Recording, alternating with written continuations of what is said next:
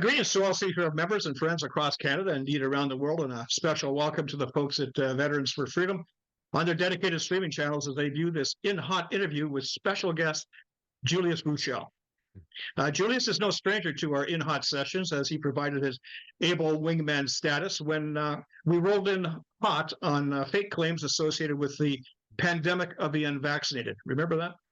That was back in the summer of 2021. And then again, we rolled in a few months later on the subject of the psychology of fear.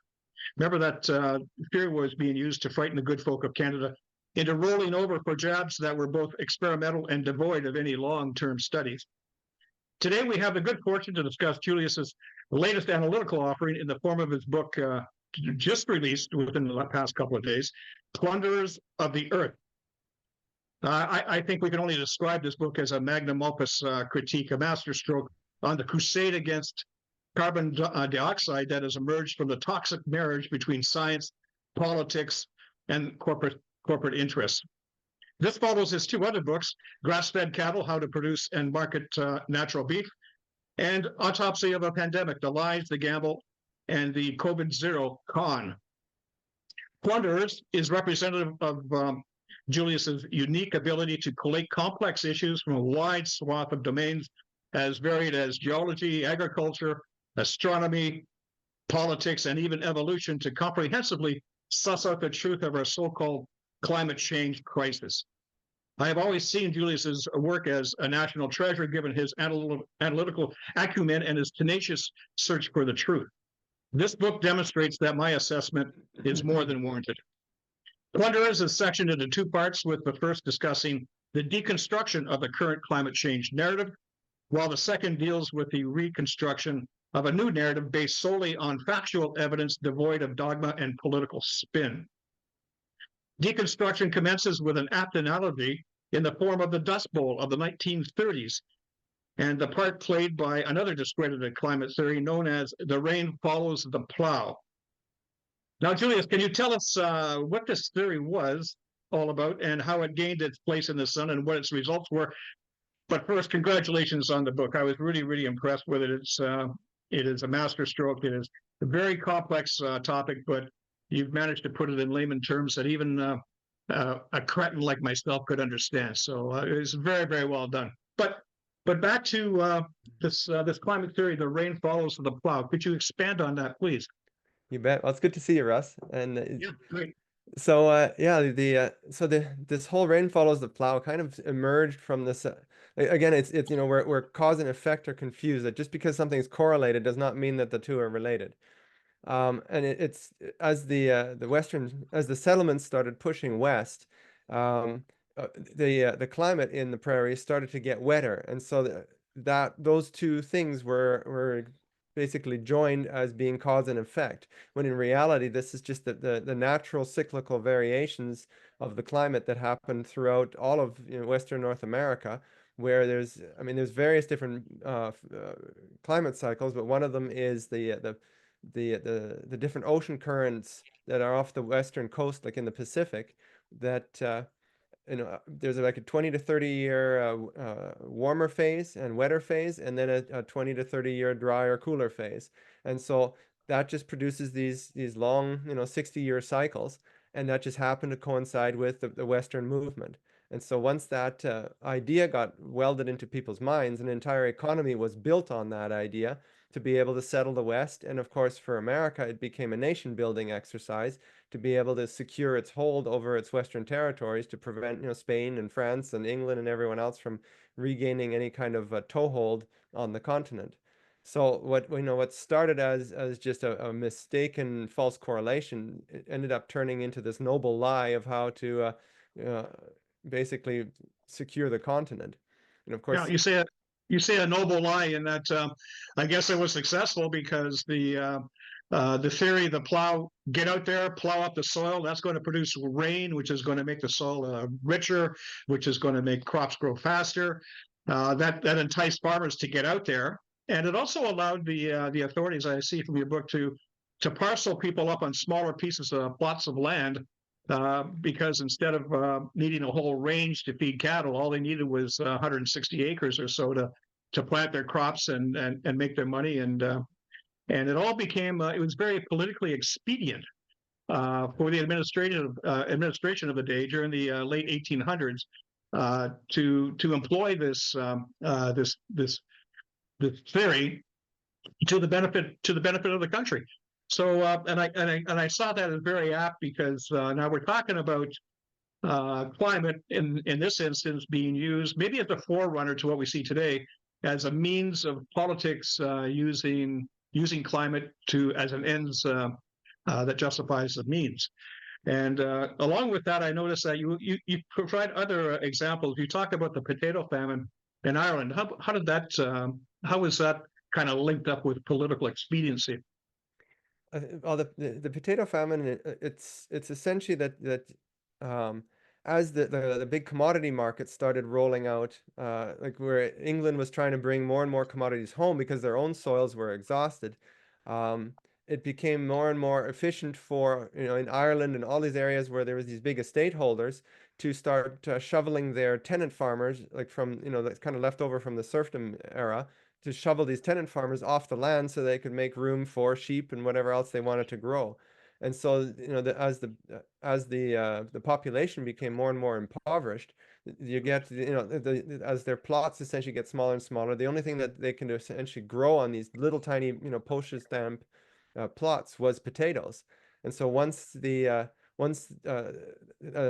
potato blight, like this disease, came through and destroyed all of these potato crops, you essentially have the entire population left utterly, completely destitute.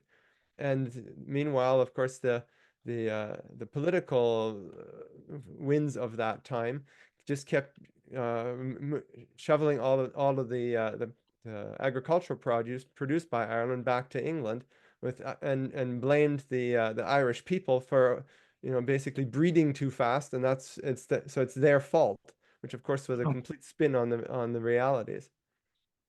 well, that brings forward another point. Now you're talking about the relationship between people breeding too fast and too many mouths to feed, and and philosophy. And this is the same era where we see uh, Malthus come up with his theories that the world is a finite commodity.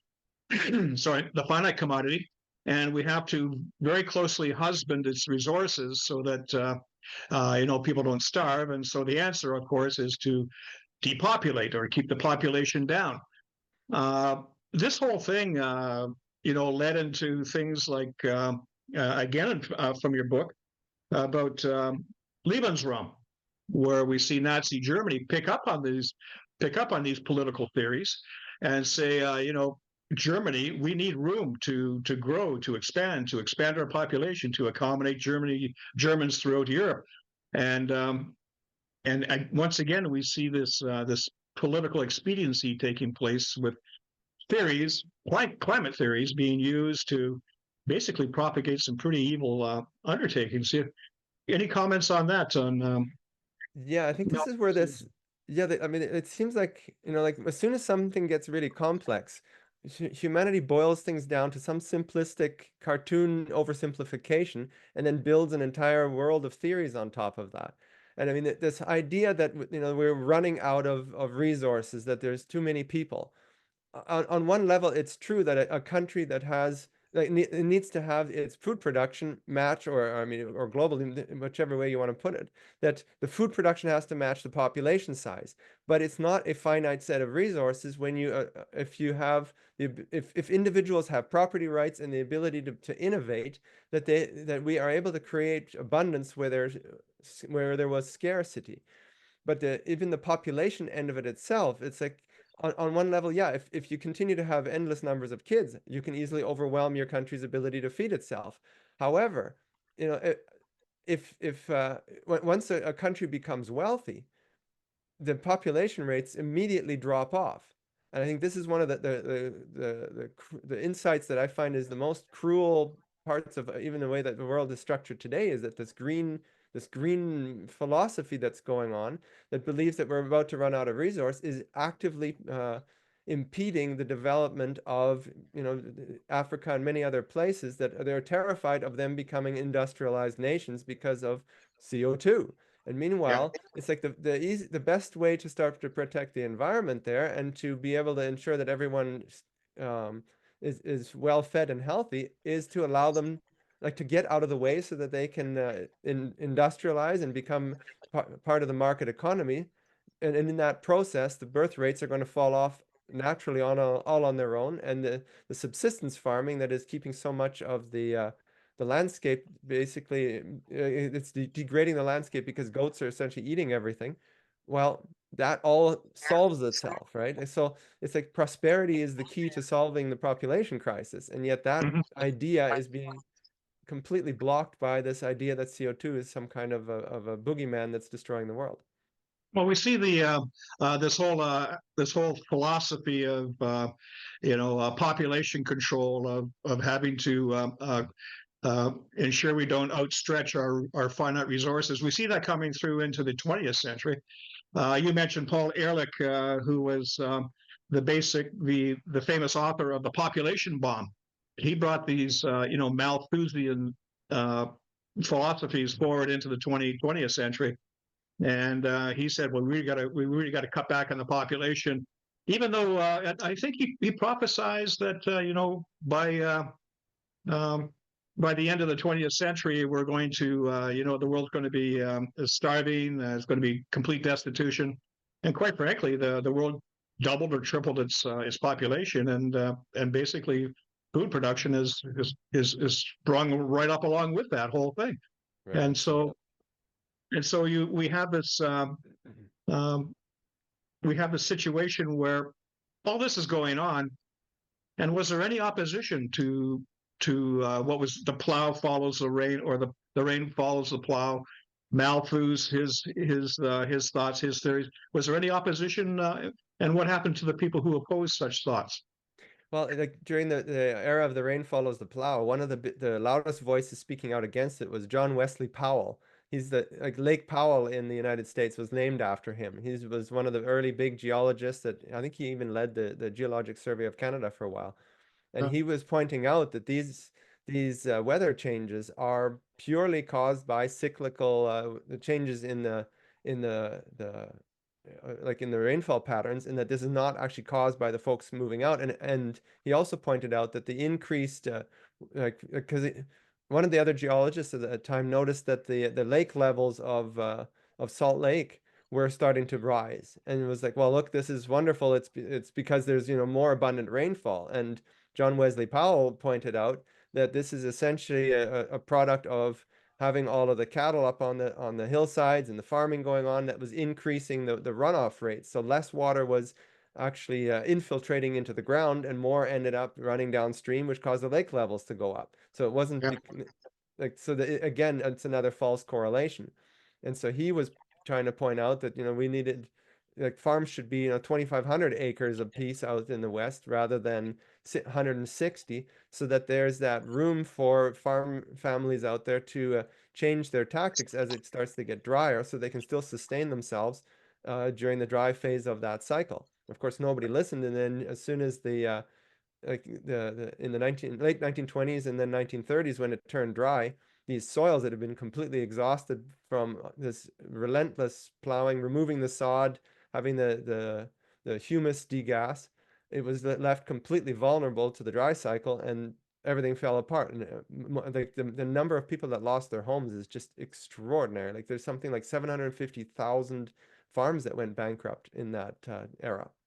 And then we see the knock-on effect that shook itself out economically with the great crash of '29.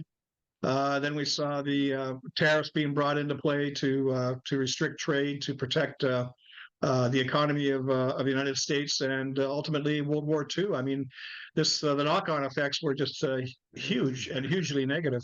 Yeah. I think that's the other part of this, that like there's a political component as well, is that once you have the central planning coming up with a policy to settle the West, or to get all the Western farmers to grow grain for the war, and all of these grand initiatives, in the early phases of that, of course, you benefit greatly from having the wind at your back.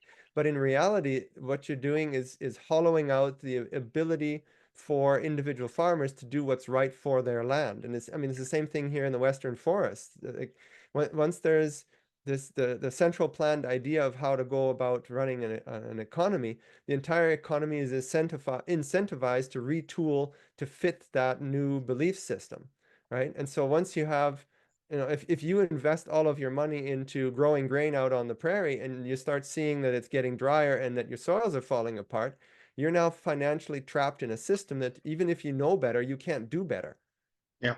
right? Now, you talk about very interesting because you mentioned forest management, and it seems like almost every day now is in the summertime. Anytime there's a wildfire out west, we get pummeled with all this. It's climate change, climate change, climate change. This is proof of climate change. Is that the only factor that's playing out here? Is climate change is causing these wildfires? Is there anything else involved? Well, actually, that's one of the great ironies is that when you actually dig into, like, for example, the rainfall data globally, but Canada in particular, you realize that the rainfall levels have actually gone up, like since the 1940s, and Okay. in all four seasons, right? And yet at the same time, you have aquifers are definitely dropping and stream levels are falling. So it's this paradox, right? And so, I mean, one of the big factors is that by deforesting so much of our areas, and then of course the soil erosion that goes with it, we're reducing the ability for water to infiltrate into the soil. So then you have drought stress trees that end up being more vulnerable to beetle attacks, right? And then you have the monoculture plantations in the modern forestry system that has replaced. I mean, in some areas there was always just one species of tree, but in many areas there was used to be many, and now you've got it down to one. So you again, kind of like in the Dust Bowl of the 1930s, you have this huge food source that once some kind of plague starts of these beetles, or in the Dust Bowl it was the locusts. They've got this endless food supply to breed and just produce vast numbers, and then in the case of the forests, the pine beetle has essentially destroyed most of the pine trees in the province. I think it's over 50% of the trees have been destroyed. I can't remember the number exactly, but so all of these factors start to build up, and then of course the other factor is that since the 1900s we've been trying to suppress all for the first 75 years we were suppressing all forest fires, and now we start to let some burn, but there's this huge fuel load that's built up, and then of course fuel underneath, and then dry and dying trees on top. It's the perfect recipe for these vast fires. Yeah, I So noticed in your book you say that in the past, before we had these errant forest management policies put in place, we would see a lot of low-level wildfires throughout the forest system of Canada, but they would be they were part of the ecoculture because they would actually help dampen down the possibility of extremely hot wildfires. But now with these forest management techniques in place, we have all this dry tinder that's being built up because we're not allowing low-level fires to burn. We're seeing all the destruction by pine beetles, for example, and all this becomes food for extremely hot fires that are now being blamed on climate change, but maybe not appropriately.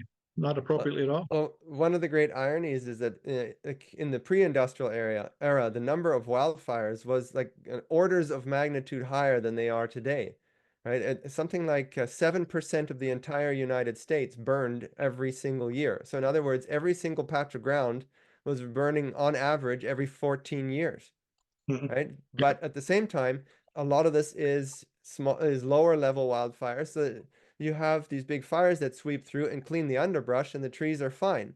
Whereas if you suppress that for long enough, and I mean you see that in the data now, where you have the number of fires falling, but the size of the fires growing, which you'd like to see the opposite. You'd like to see lots of small fires instead of a few big ones, because now you have Yeah. these fires that are so hot that they basically cook or burn away all the carbon in the soil, and you end up with this sterile soil.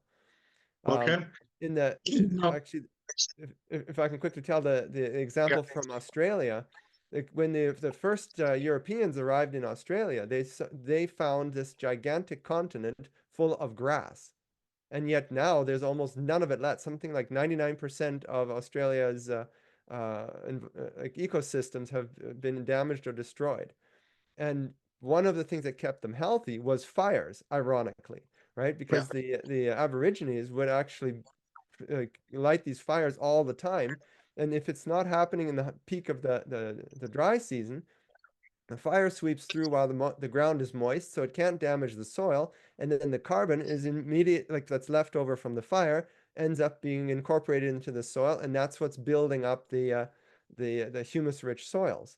And Okay. so you stop those fires, and now all of a sudden Australia has these huge bushfires, and then afterwards there's no soil, and the weeds take over, and the brush starts up. So it's like this self-reinforcing negative cycle. Vicious circle. Yeah. But we see that you mentioned Powell.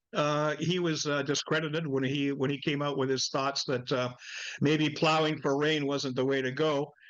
We saw in the case of Nazi Germany, we saw anybody who opposed the thoughts of that particular ideology come under, suffer as much as torture and death.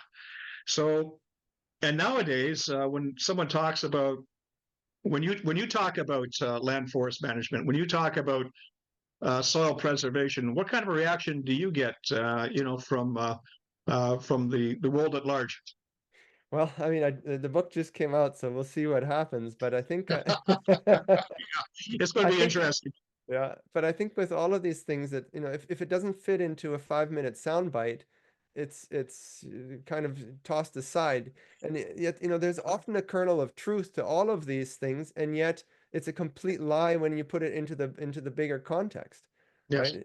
And so you can't grapple. I mean, this is something that Alan Savory, who is known for holistic management, he talks about this, that when we reduce everything to this little tiny thing that we study, our little tiny slice in our academic field, we can discover truths that are true within that field of view, and yet are completely out of context of the bigger picture, and therefore it's actually false. I mean, a great Yeah. example is the idea that CO2 is the driver of climate on this planet. And it's like, well, yeah, it is a greenhouse gas, and at some level it can trap a little bit of infrared radiation. But the reality is that first of all, the amount of warming is that it can produce is almost completely insignificant compared to things like ocean cycles and the orbital wobbles and solar activity and all these other cycles that are happening. But the other thing is that it actually overlap, like the wavelengths that are absorbed by CO2 overlap with water vapor. So whether the CO2 is there or not, the same amount of radiation is going to be absorbed anyways from water vapor. So it's an irrelevant metric. And yet Okay. within that little slice, yes, there's a kernel of truth to it, which is why people can defend it, because yeah, they're defending the truth. And yet But they're it's not taking the holistic picture that's right. into consideration. And this is a great segue into the second portion of your book, which is reconstruction. And in that portion, in that part of your book, you talk about all the other factors that are involved. Let's go beyond CO2. Let's look at, and you mentioned, the wobble of the Earth, sunspots and radiation and cosmic rays infiltrating the atmosphere.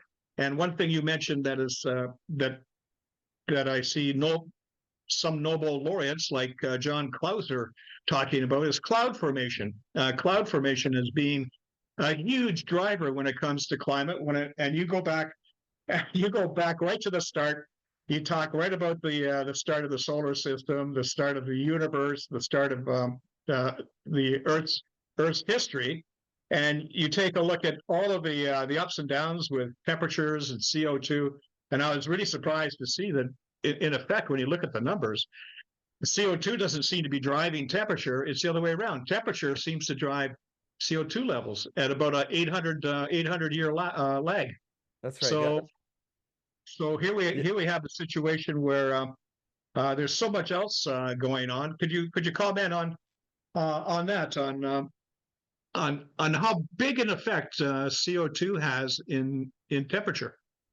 Yeah. So uh, Or one of maybe the the better question, question, Julius, is what is impacting the formation of CO2 in the first place? Okay, so there's so many layers to that question actually.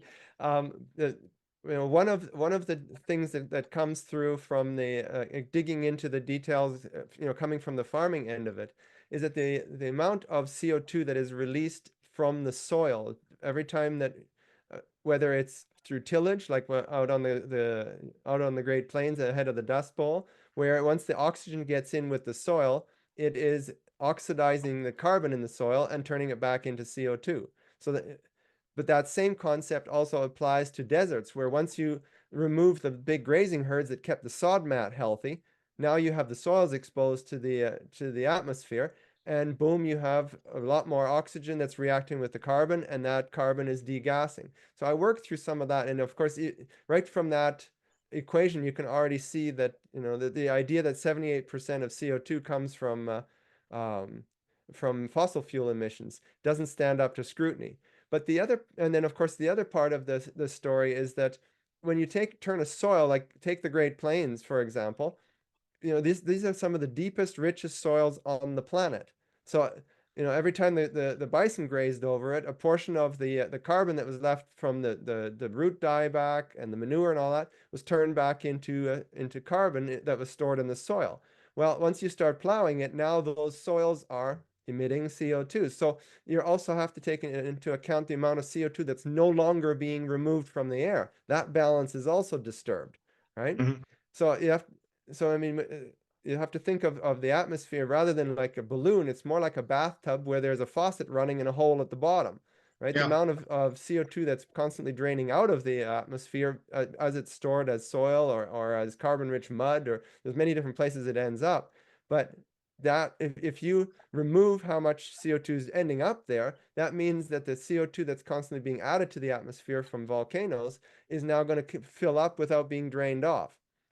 And Yeah. I think that brings us to the other big realization out of this is that, um, again, taking that bathtub scenario, if you remove or reduce the amount of biomass on the planet, you are throttling the drain on the bottom of that bathtub, right? And so if all of a sudden you reduce how many forests you have, or how many healthy grasslands you have, you essentially dramatically cut back on how much CO2 ends up being able to offset what's coming from volcanic emissions and all these other sources of natural CO2 that add fresh CO2 that was not in the cycle beforehand. Since the 1850s, the amount of biomass on the planet is down by over 20%. Okay. Since the dawn of agriculture, it's down by about 50%. I mean, 1/3 of the planet's forests have been dismantled. They're gone. And there's only 10% of the natural grasslands left. So this is a dramatic reduction in the total amount of biomass. So again, we So get are you this. saying, sorry, Julius, are you saying that if we restored those biomass numbers, that we'd actually put ourselves in a position where we could take more CO2 out of the atmosphere and capture it? Absolutely. Yeah, because I mean, one of the taking that long view through geologic history, you see that the amount of CO2 that is actually being lost from the atmosphere over time is greater than the amount that's being added by volcanoes. Like the CO2 since the dawn of time has been on a steady decline. There's been short bumps whenever it goes up, but for the most part, the story of CO2 is one of long-term slow depletion. And the only time it actually ever bumps up is when you have a big reduction in biomass, like at the end of the Permian era, just before the age of the dinosaurs. You have this huge extinction event, and that's when all of a sudden CO2 goes soaring back up because there's less biomass to pull CO2 out of the atmosphere. And I Well, mean, it seems to me like when you think of it, we're proceeding with our current policies. We're proceeding exactly down the wrong path. Because in very much so. Canada, take Canada for example. Canada says, "Well, we're going to solve this CO2 problem because it's all about fossil fuels. So we're going to cut back on fossil fuels. We're going to phase out the oil sands. We're going to phase out. We're not going to give LNG to Europe because we can't make a business case out of it. Blah blah blah." But in effect, what they're doing is they're making energy more expensive. And then you mentioned earlier that when we talk about people who are on the farm, who are in underdeveloped countries or developing countries, what they need is cheap energy so they can innovate and with modern farming techniques so they can so that they can restore their lands. But instead, because of expensive energy, they're going to be forced into burning wood logs to keep warm. They're going to be forced to further reduce the biomass instead of build it up. They're going to make the situation worse. Am I reading that correctly? Very much so. Yeah, I mean, one of the case studies I used in the book was the story of Haiti. I mean, Yeah. they've got something like 2% of their forests are left, and they have some of the highest erosion rates in the world. Like they're losing soil at a rate of around 75 tons per acre per year. Like these are just colossal amounts. I mean, to put that into context, I think in Northern Europe, like in Netherlands and Germany, they lose soil at a rate of around like 0.3 tons per acre per year, right? So Mhm. like, these are just astronomical numbers. So I mean, you take a region like that where the deforestation is just immense. There's hardly like the biomass is gone, and then you take all the moisture absorbing capacities and destroy that because of soil erosion. So now, as soon as you have any kind of a big storm, you have, of course, no ability to hold that moisture and slowly have it move through the system. It all comes down in one big swoop and floods everything, washes everything out. Yeah. And we have Haiti, which is a complete basket case. And I And guess I think Haiti is also a good example of how like politics and ecosystem collapses are so closely linked. One of the yeah, biggest issues there is that they essentially do like the poor people there do not have proper property rights. There like there's an economist from Peru. He was called Hernan de Soto, and he talked about how the biggest thing that's holding back impoverished nations is a lack of property rights. Like if when he would go and visit, he talked about Haiti. The only way to figure out whose land you were on is to figure out whose dog was barking as you were crossing the boundaries, because yes, there is nothing in the in the permanent records. Like it takes something like 20 years to register a property transfer. Most yes, people have no title to their land. So this creates this vicious cycle where the farmer has no ability to actually invest in his land, because how do you get a loan on, like, how do you use your land as collateral for a loan to invest in your business if you can't prove that that land is yours? And yeah, it's like all of we dump billions of dollars of foreign aid into these places, which ends up in some, Swiss bank account owned by one of these kleptocratic leaders. And meanwhile, nothing's actually improved in the lives of the people of what it takes for them to lift themselves out of poverty. They need property rights. And yet, ironically, that economist that spent his life talking about this, he was subject to multiple assassination attempts by Marxists for bringing up this point. It's incredible. yes. Oh, and that's what drove my interest in your book. I see, the whole thing about CO2, climate change, and everything else that's a little bit outside of the purview of C3RF because we're a charter rights organization. But really, when you think about it, the real problem here is you can't talk about it. You are not allowed to talk about it. You mentioned a number of folks, Powell. You mentioned a couple of Russian folks in the 20s who spoke out against Lysenkoism, where that was another agricultural theory that was based on politics and dogma that's resulted in the starvation of millions of Ukrainians in 1932, 1933. But because you can't talk about it, you can't take a look at the whole picture. All you're left with is the very narrow view of centralized planners. And you make a big point in your book about centralized planning. And you talk about property rights when you have centralized planners. Basically, everybody owns nothing, but they're all happy, I guess is what they say. Yeah. So, it doesn't work out that way. And if you look at Canada's indigenous populations, they haven't basically been allowed to own property from the get go, and they have had problems as a result. No property rights. So let's think about closing on that whole aspect of centralized planning and free speech, because I really think that's what's required today to have work like yours, which is so monumental, come forward and be expressed throughout the country. I think that link of people having the autonomy to make the decisions that are right for themselves. I mean, you transfer that to land management. who's best positioned to know how to maintain a healthy farm for future generations, Yeah. a multi-generational farm, because Yeah. they are actually like that. When you make decisions that are safeguarding your soils, creating humus, these are all long-term things that take years to decades to play out. And so you're making decisions that are on a time frame that does not fit into a corporate or a centrally planned worldview. And Yeah. so the more that we are creating a world where everything is top down and managed by dictates and mandates, the more that the land managers at all levels, whether it's the farmer, the forester, or whatever, their hands are completely tied in doing the things that are right for preserving a long-term environment.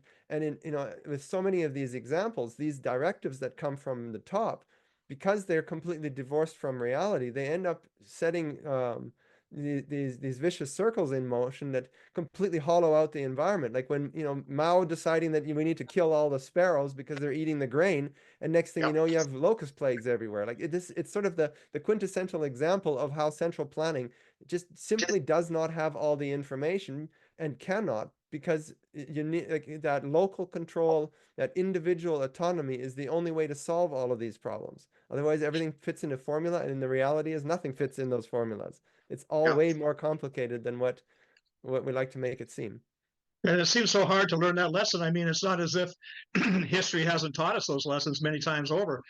You mentioned Mao. That's a superb example. There's also Stalin, and there's also Hitler. There's also Pol Pot. These centralized planners. Basically, in the end, all they do is they destroy. The only thing they do increases their own personal power. It seems like that's the path that we've been set upon.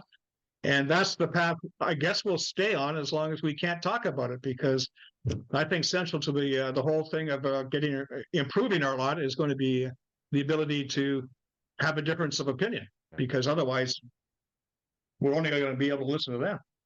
Well, I think I mean when you mentioned Lysenko and Mao and all of these guys, I think that comes back to like in each of those eras, there's some idea that takes off that it basically it's the perfect idea to fit with the political trends of that era. Like under Yeah. Mao and Lysenko, it was this idea that nature, like nature versus nurture, right? That you could basically nurture society or plants, and like under Lysenko, he was literally thinking that you could change plants by the pressures that you put on them. If you expose the oranges to enough frost, you can eventually grow oranges at the Arctic Circle. I mean, this was Yeah. literally the plan, right? But it's Yeah. the same idea where they were trying to reshape society, get rid of its of history and traditions, and create this new utopia. So the scientific ideas fit with the political ideas, and that's why those ideas take off. And I think in our era, it's the same thing where the climate theories are essentially this noble eye, this grand story of why we need to continue to centralize power. It's the cover story for this massive centralization, expansion of bureaucracy, and ultimately the stripping of individual autonomy away from individual citizens. And I mean, all freedom of speech, property rights, all of these layers, like it involves all of that. And I think what I found so interesting about the story is that, you know, when we talk about freedom of speech as this concept, like it seems sort of a bit like okay, we understand it in theory, but what does that actually look like in terms of how it hollows out an entire ecosystem? There's this Yeah. long string of like it starts a snowball rolling, and you don't even see it because it happens so slowly, and yet that's literally what turns a thriving island like Haiti into a complete disaster over a couple of generations. And we're watching that play out on so many levels, from wildfires to soil erosion. That's what happens when you don't have freedom of speech and all of these other civil rights. That's so true.